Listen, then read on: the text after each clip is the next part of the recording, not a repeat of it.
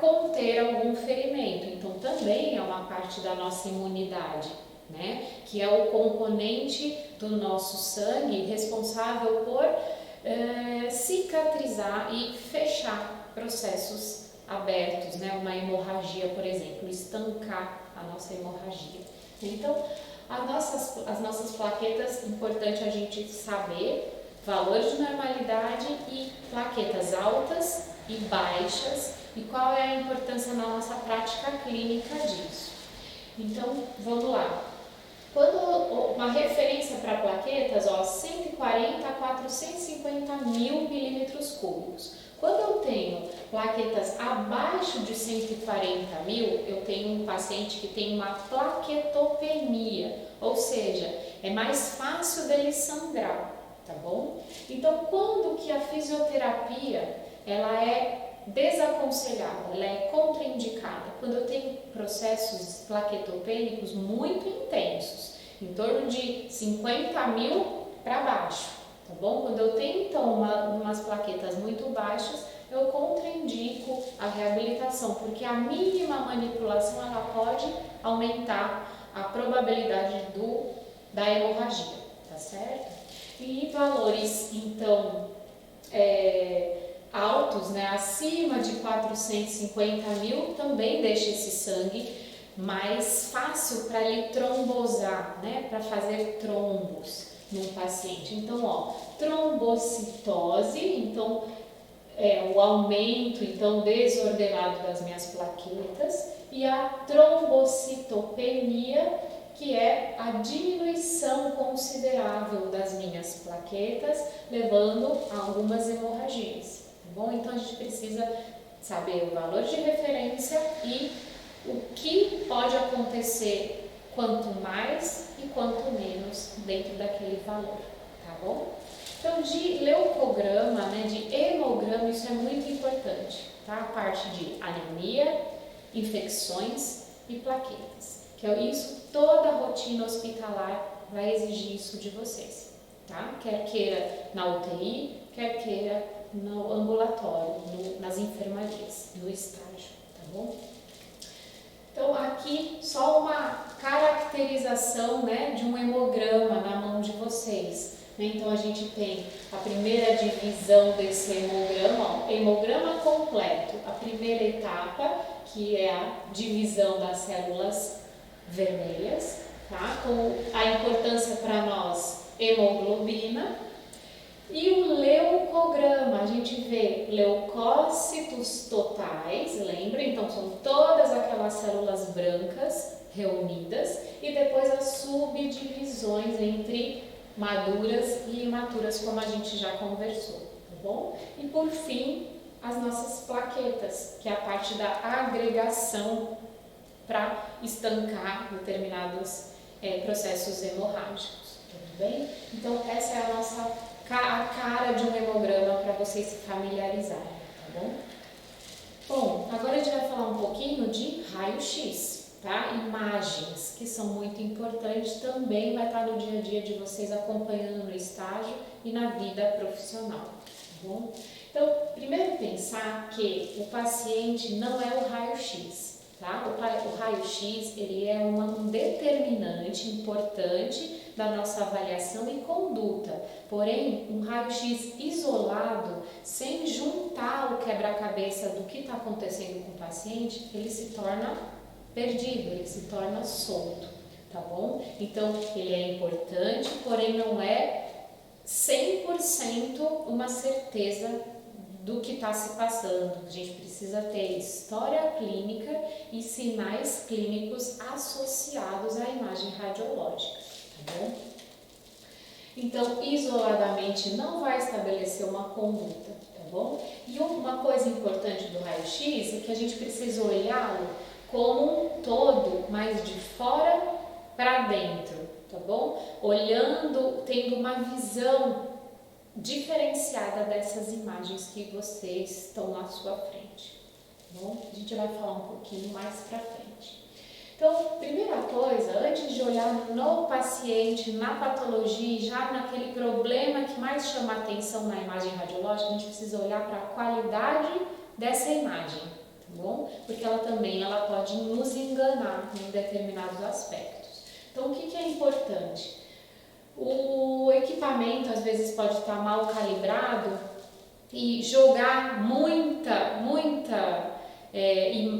X, né? Ou seja, muito raio para esse paciente e deixar esse raio-x queimado, tá bom? Ou ele pode estar menos, né? Jogar menos radiação na hora da foto e deixar esse raio-x branquinho, né, que sugira alguma patologia, e isso não é verdade, né? Então a gente precisa avaliar inicialmente a qualidade e o preparo, né, desse paciente, que às vezes o paciente é mal posicionado. Isso não significa que ele não tem um pulmão ali funcionando, simplesmente a coluna dele está, né, torta, o que deixa esse raio-x com uma imagem falsa de atelectasia. Por isso que você precisa ter essa noção do geral, de uma boa qualidade da imagem e associar junto com a clínica do paciente para poder definir tua conduta da melhor maneira possível,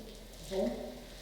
Então aqui, olha, quanto de raio-x o técnico ajusta ali para o paciente, né? Importante a gente pensar que os pacientes mais gordinhos precisam de mais raio-x. Por quê? Porque a imagem, ela vem, né, para o tecido mole, osso e assim por diante. Ela vai ultrapassando as nossas camadas, tá? E quanto mais gordinho, maior a camada que esse raio-x vai passar até chegar no pulmão, tá bom? E é diferente do paciente mais magrinho, tá? Então tudo isso é muito importante de ser avaliado. E aí, como que o raio-x, qual é o raio-x ideal, né, para o pulmão, tá bom? Quanto de incidência de raio eu preciso colocar na minha máquina para eu avaliar pulmão? Então a gente tem que pensar que quanto mais denso é o tecido que eu vou avaliar, mais raio-x eu vou jogar. Quanto menos denso, menos raio-x. Então, por exemplo, se eu quero avaliar coluna, eu ponho uma incidência X lá do meu raio. Por quê? Porque o osso é mais denso do que o ar, tá bom? Aí eu consigo avaliar coluna. Quando eu quero avaliar um pulmão, o pulmão é 90% aerado. Então, a densidade do ar é menor do que a do osso. Então, eu ponho menos X para o paciente, né? Se o meu intuito é observar pulmão, tá? Então, o que é uma penetração, né, excessiva? É quando eu vejo coluna toda de um raio-x de pulmão. Se eu estou vendo coluna toda de um raio-x de tórax, eu não consigo avaliar o que está acontecendo exatamente no tórax. Por quê? Porque foi muito excesso de raio, tá bom? E o que é então, e o contrário é verdadeiro. Se eu tenho uma carga baixa de raio, eu não vejo nada de coluna e nem de pulmão. Então, eu também não consigo avaliar essa imagem de maneira fiel, tá bom? Então, na primeira parte de qualidade de imagem, qual é a boa penetração do raio-x para o meu paciente? Eu preciso observar somente as duas últimas costelas, as duas últimas